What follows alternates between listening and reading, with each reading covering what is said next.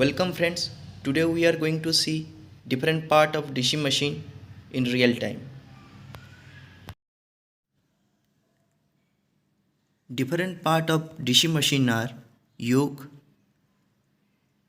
field winding, shaft, pole shoe, field pole, commutator and armature conductor.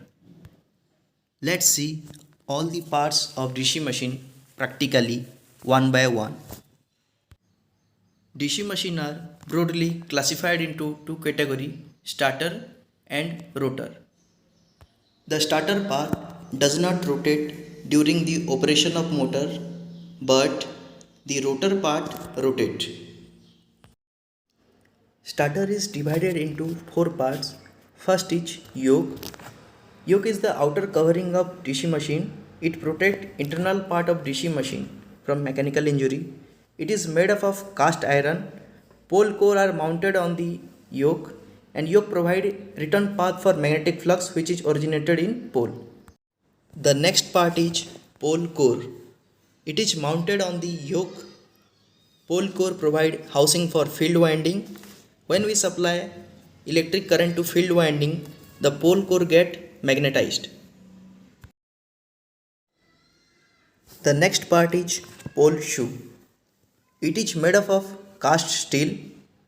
It has larger cross-sectional area in order to provide low reluctance path for magnetic flux from pole. It is laminated to reduce eddy current losses. The next part is field winding. Field winding is made up of thin copper wire such that it carries less electric current. For magnetization of pole core, small electric current is required. Even if we supply large amount of field current, the pole core gets saturated. The thin copper wire are insulated by varnish paint and enamel. The next part is brush. It is made up of carbon graphite. It is connected to terminal box at one end and commutator at the other end.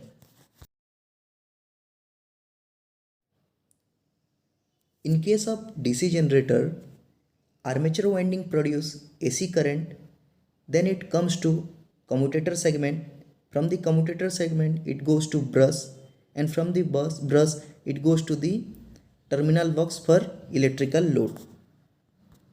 But in case of motor, we supply electrical current to terminal box via brush and commutator. The current goes to the armature winding. The next part is terminal box. Let's open and see what is there inside. So we can see 6 terminal are there. As we know, this is a compound DC machine. That's why 6 terminal are there. 2 for armature winding, 2 for field winding and other 2 for series or shunt winding. Now let us see different segment of rotors, which is rotating part of machine. It is mainly divided into 4 parts: shaft, armature winding, armature core and commutator segment. So commutator segment is made up of hard drawn copper.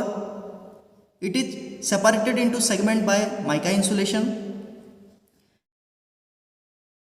In DC generator, AC is generated in armature winding, but we want DC supply.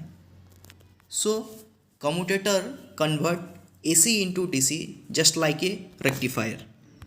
But in case of motor, we have DC supply and armature required AC supply. So the commutator convert DC into AC just like an inverter. The next part is armature core. It is made up of silicon steel so that it gives low reluctance path for magnetic flux. It is laminated to reduce eddy current loss.